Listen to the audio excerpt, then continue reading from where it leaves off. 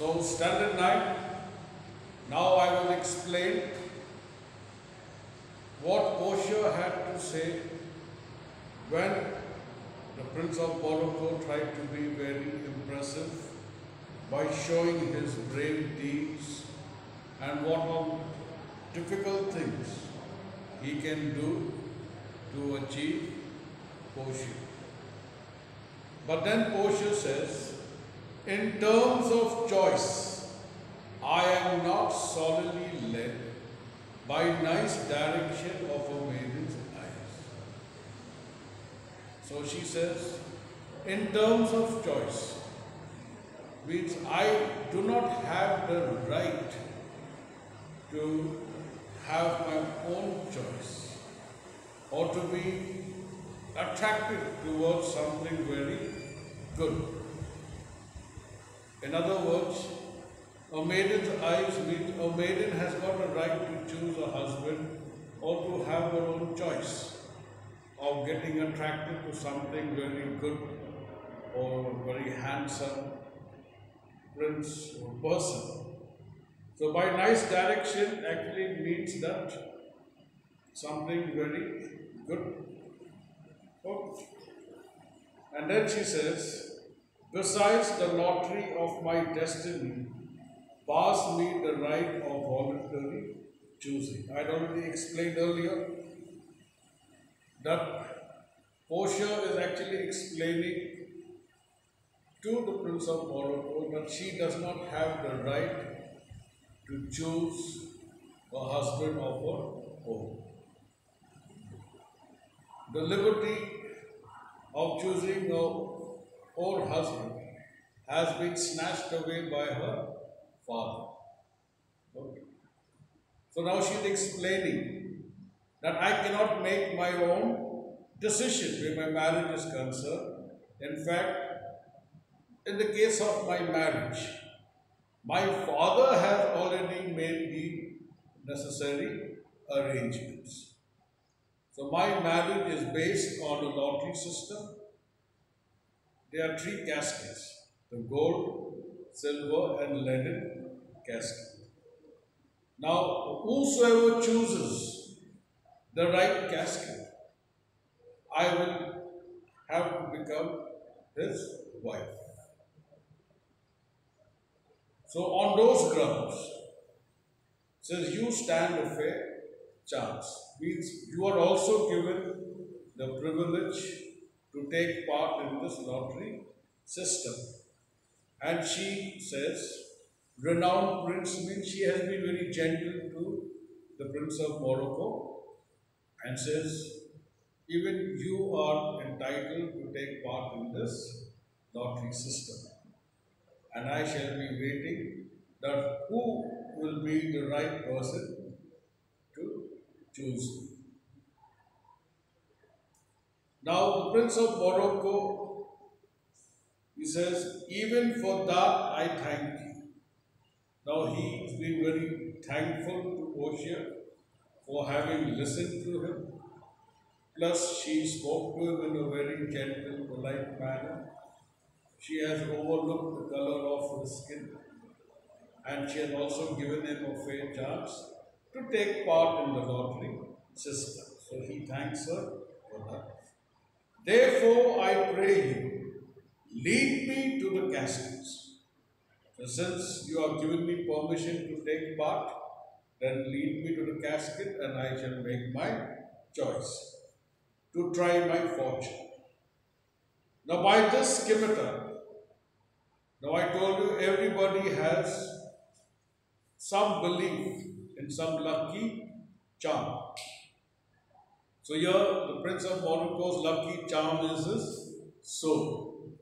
So he says, by this scimitar that slew the Sophie and a Persian prince, that won 3 fields of Sultan Suleiman, and he says, now with the help of this sword had killed a Sophie and a Persian prince and won thrice fighting against Sultan Suleiman. Then again he goes all out to boast, I would outstare the sternest eyes that look, outbrave the heart most daring on the earth, pluck the young sucking cubs from the sheep ear, yea, mock the lion when he rose for prey. Okay. Now, here he has explained that there are four brave deeds he can do to win Portia. Okay. Now, these are all dangerous acts. So, now again, he's trying to be very impressive and he's trying to show his work. Okay. But unfortunately, what happened?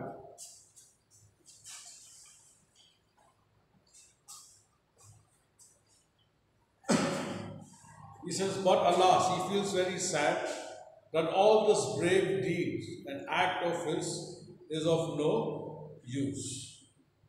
His fate is going to be decided by sheer luck.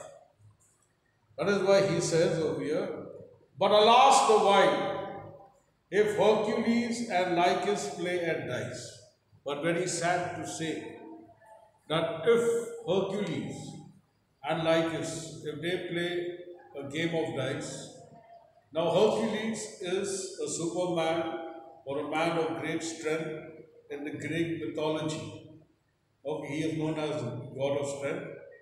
Lycus was his servant. So now there is a difference between a master and a servant. But here it is dealing with strength and weakness. Okay. But if these two play a game of dice, and if Lycus, the servant, if he throws, he only has to throw one number bigger than what Hercules had thrown, then he becomes victorious, he becomes a winner. A weak man becomes victorious only by throwing a number greater or a greater number. Now he feels there is injustice in this. So when the Prince of Morocco gives the example of Hercules and Lycus, then we are made to understand that he is not in favor of this particular system. So now my fate also depends on my luck. I may have great strength, but that great strength is of no use. It says now, if I try my luck, I may win or lose.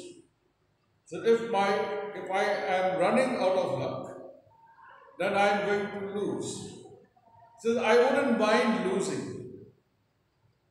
But on the other hand, if a weaker person, a person who is unworthy of Portia, if he is fortunate enough and if he chooses the right casket, so then I will not be able to bear anything. I will die of grief. I will not die of losing or choosing the wrong casket. But definitely, if an unworthy person marries Portia, that will make me die of grief. Then Portia says, look, now it is up to you whether you would want to take part in this lottery system or not. You've got to make this decision. But before you make your choice, you have to remember the terms and conditions. If you lose, remember that you are not going to approach any young lady for marriage. Throughout your life, you will have to remain a bachelor. So before you make your choice, you got to make a firm decision whether you are going to take part or not going to take part. Now here, Portia feels that like the other 6 suitors, Even the Prince of Morocco may back out. Okay, he may withdraw and he may return back. So she is very diplomatic in her dealing. Okay, she did not want to hurt him. She was kind, gentle, polite towards him. On the other hand, she actually did not want him to take part, hoping that after listening to the terms and conditions, he may withdraw himself. But then he was adamant. He says, I will make my choice. If I am blessed, I will be happy and successful. And if I am cursed, then bad luck. Throughout my life, I will be a very sad person. Now I shall be sending you a few more model questions and answers. Please write and learn them. Thank you.